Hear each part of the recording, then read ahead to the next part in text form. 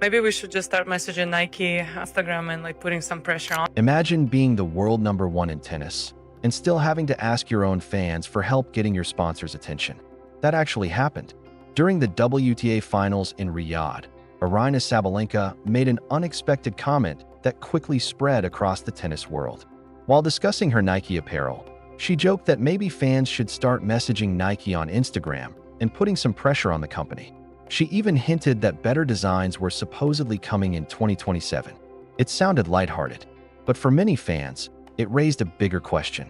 How could one of the biggest stars in women's tennis feel frustrated with one of the biggest sports brands in the world? And while people were debating Sabalenka's comments, something much quieter, but potentially far more significant, was happening on the other side of the globe. Nike wasn't making headlines with a press conference. It wasn't announcing a blockbuster endorsement. Instead, it was telling a story. And the center of that story was 21-year-old Filipino tennis star Alex Eala. At first glance, Eala and Sabalenka couldn't be more different. Sabalenka is a multiple-time Grand Slam champion and one of the biggest names in women's tennis. Eala is one of the sport's brightest young prospects, still building her resume on the biggest stages. Yet over the past year, fans began noticing something unusual. Nike appeared to be investing extraordinary creative attention into Eala's identity, not simply as a tennis player, but as a representative of an entire nation. That observation became even stronger after a series of highly publicized moments. One of the earliest came during Eala's Wimbledon appearance, where Nike gave her a custom hair accessory inspired by the Sampaguita, the national flower of the Philippines. Because Wimbledon requires players to wear predominantly white clothing, the design blended perfectly with the tournament's traditions while also celebrating Filipino culture. But it wasn't just the accessory that caught attention. Attached was a handwritten message written in Tagalog. Part of the note included a well-known Filipino proverb that translates to, "What you plant, you will one day reap." For many Filipino fans, that wasn't simply branding. It felt personal. It showed an effort to understand the culture behind the athlete rather than treating every sponsored player the same. Months later, Nike invited Eala to its world headquarters in Beaverton, Oregon. The visit included a tour of the campus and content shared through Nike's official channels. One post even thanked Eala in Tagalog. Again, it wasn't just the visit that attracted attention. It was the language. For many observers, it suggested Nike wanted to connect directly with Filipino audiences while highlighting Eala's heritage. Whether intentional or not, the message resonated far beyond tennis. Then came another major milestone. Following her Wimbledon campaign, Eala returned home to the Philippines, where she was welcomed at Malacanang Palace by President Ferdinand Marcos Jr. The visit reflected how rapidly her profile had grown in her home country. She wasn't being recognized only as an athlete. She had become a source of national pride. Meanwhile, conversations around Nike's apparel strategy continued. Fans frequently compared tournament outfits across the company's roster, with some questioning why certain athletes appeared to receive more customized designs than others. Reports also suggested that only a limited number of Nike-sponsored tennis players were guaranteed exclusive apparel collections, though the exact details of individual contracts have not been publicly confirmed. That context caused Sabalenka's earlier comments to receive even more attention. Were they simply jokes? Or did they reflect genuine frustration with her apparel options? Only Sabalenka and Nike know the complete answer. But one thing is undeniable. Fans were paying closer attention than ever before, not only to who was winning matches, but also to how the world's biggest sportswear company was presenting its athletes. And nowhere was that attention stronger than in the Philippines. Every new outfit, every social media post, every cultural detail, everything Nike did with Alex Eala became part of a much larger conversation. Because to many supporters, these weren't isolated marketing decisions. They looked like signs that Nike saw something bigger than rankings.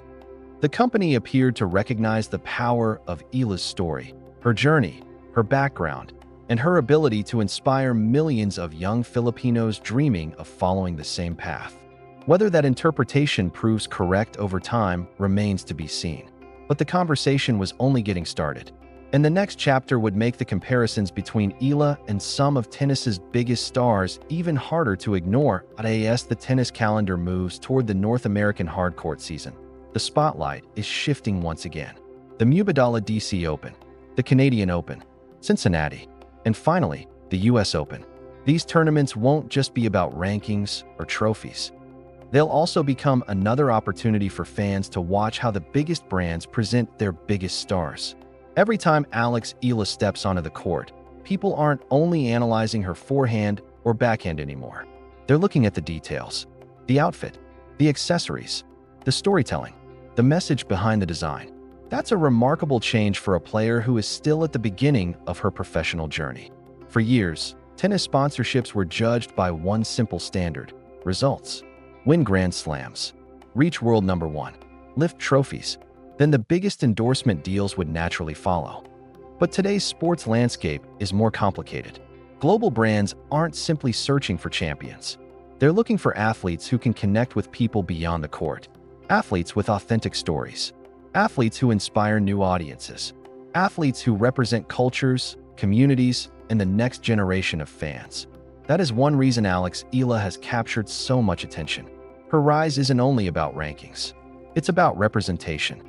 She has become a symbol of possibility for millions of young Filipinos who never imagined someone from their country could compete with the world's elite on tennis's biggest stages. That emotional connection is incredibly valuable. It's something statistics alone can't measure. And perhaps that's why every milestone in Eala's journey seems to resonate so deeply. After her Wimbledon campaign, she returned to the Philippines not with a championship trophy, but with something equally meaningful: national recognition. Her visit to Malacanang Palace reflected how much her achievements have inspired people back home. For many fans, she represents more than a promising tennis player. She represents the future of Philippine tennis. What has stood out throughout her journey is her response to adversity. Earlier in the season, Eala experienced heartbreaking defeats, including a painful loss in the Eastbourne final after holding championship points. Instead of hiding from disappointment, she shared an honest message with supporters, saying those difficult moments help build character and make athletes stronger. That mindset quickly earned even more respect. Just days later, she returned to one of the biggest stages in tennis and continued proving she belonged among the sport's rising stars. It's a pattern that many successful champions share: setback, adjustment, growth, then another opportunity. Whether Eala eventually becomes a Grand Slam champion remains unknown. No one can predict that, but what she has already accomplished is impossible to ignore. She has introduced millions of new fans to professional tennis. She has inspired young athletes throughout Southeast Asia, and she has become one of the most recognizable faces of a new generation. At the same time, Aryna Sabalenka remains one of the most dominant players in the sport. Her achievements speak for themselves. As one of the game's biggest stars, she will continue to be central to Nike's tennis lineup and to the future of women's tennis. The discussions surrounding apparel, branding, and sponsorships are part of a much larger conversation about how sports companies support and promote their athletes. Ultimately, only Nike knows the long-term direction of its tennis strategy. Fans can observe the campaigns, compare the designs, and debate the marketing choices, but the company's internal plans remain private. What is clear, however, is that tennis marketing is changing. Today's biggest success stories aren't built only on rankings.